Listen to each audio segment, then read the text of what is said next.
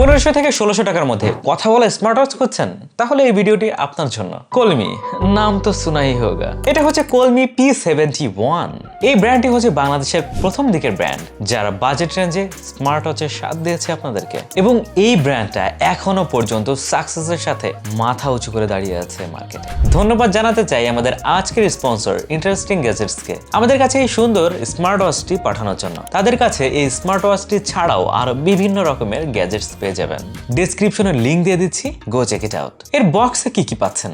বক্সে পাবেন ওয়াচ, একটি 2 পিনের ম্যাগনেটিক চার্জার আর ইউজার ম্যানুয়াল।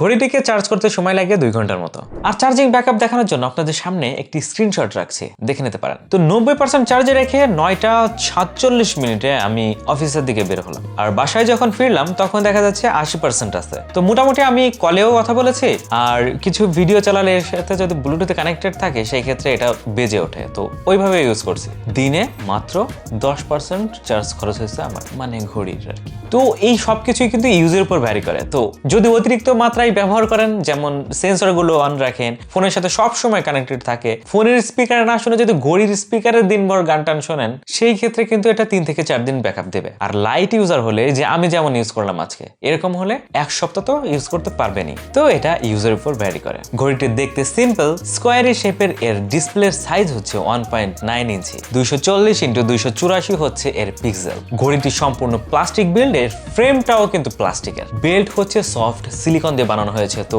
পরে কিন্তু কমফোর্ট পাবেন একটা। ঘড়িটা আমি প্রায় 1 সপ্তাহ ধরে ইউজ করতেছি, কোনো ধরনের সমস্যা এখনো পাইনি। ও, সমস্যা একটা পাইছি, যেটা ভিডিও লাস্টে জানাচ্ছি। উপরে গ্লাস, নিচের দিকে হচ্ছে সেন্সর আর চার্জিং টার্মিনাল দেখতে পাচ্ছি। ডান পাশে স্ক্রিন অন অফ করার জন্য একটি মাল্টি ফাংশনাল বাটন, যেটা দিয়ে স্ক্রিন অন অফ, ঘড়ি অন অফ এবং ব্যাক বাটন হিসেবে কাজ করতে পারবেন। তবে এটা ক্রাউন হুইলের মতো দেখা গেলেও এটা কিন্তু ক্রাউন হুইল না।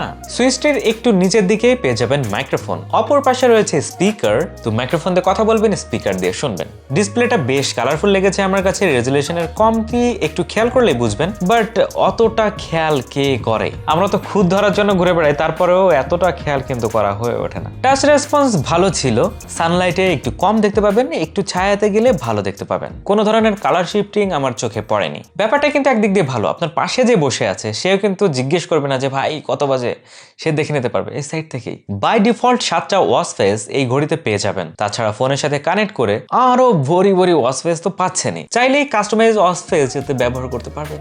যদি আপনার গার্লফ্রেন্ডের ছবি দিতে চান সেক্ষেত্রে দিতে পারেন, অথবা বয়ফ্রেন্ডও হতে পারে।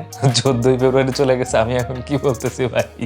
ফোনের সাথে কানেক্ট করার জন্য ব্যবহার করতে হবে অ্যাপ। তো অ্যাপের নাম কি? পুবো ওয়্যার। এটা প্লে স্টোর, অ্যাপ স্টোর দুটোতেই পেয়ে যাবেন। অ্যাপটি 8-10টা নর্মাল অ্যাপের মতোই স্পোর্টস অ্যান্ড হেলথ সব ধরনের ইনফরমেশন দেখতে পারবেন এখান থেকেই। ওয়াচ আইকন থেকে ওয়াচ ফেসের সাম্রাজ্যে চলে যেতে পারবেন, আর তার নিচেই কাস্টম ওয়াচ ফেসের অপশন পাচ্ছেন।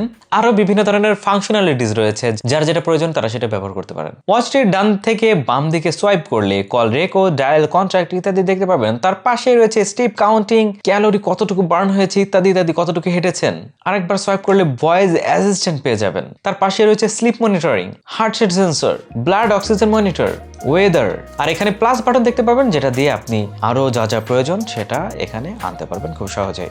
বাঁ থেকে ডানে সোয়াইপ করলে sports mode, sports record, today data, telephone, voice assistant, heart rate, sleep monitor, SpO2 sensor, BP ইত্যাদি ফাংশন পেয়ে যাবেন।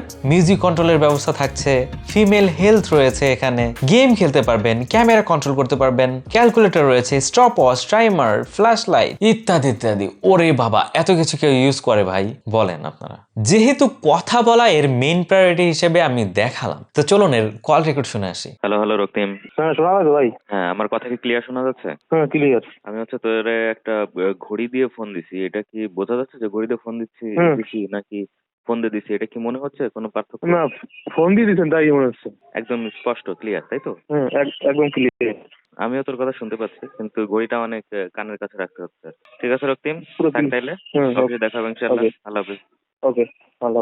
ওয়াচটিতে IP68 এর রেটিং রয়েছে। তো সামনে কিন্তু রোজা আসতেছে, যারা কম ধার্মিক তারাও কিন্তু এবার বেশি নামাজ কালাম পড়বেন, তাই না? তো অজু করার সময় এটা ভিজে গেলেও সমস্যা হবে না আশা করছি। তবে যেহেতু কথা বলার জন্য মাইক্রোফোন এবং অপর পাশে স্পিকার রয়েছে, আমি রিকমেন্ড করব না ভেজানোর জন্য। এটা কিন্তু ভাই হিসেবে একটা পরামর্শ দিলাম।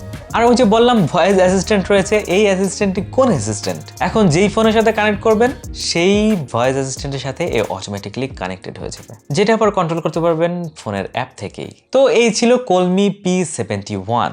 এর বাজেট রেঞ্জ হিসেব করলে না এর কোনো কমপ্লেইন আমি দিতে পারছি না। ও হ্যাঁ, একটা কমপ্লেইন তো আছে। ফোনের সাথে যখন কানেক্ট করবেন ব্লুটুথের মাধ্যমে, তখন না ফোনে যা কিছুই দেখেন না কেন এটার স্পিকারে অটোমেটিক্যালি সেই সাউন্ডটা চলে যায়। তো সবকিছু সাউন্ড এখানে বেজে উঠবে। তো আজকের মতো এই পর্যন্তই, দেখা যাবে অন্য কোনো ভিডিওতে ভিন্ন কোনো টপিক নিয়ে। সেই পর্যন্ত ভালো থাকুন, সুস্থ থাকুন এবং দেখতে থাকুন টেক মামা।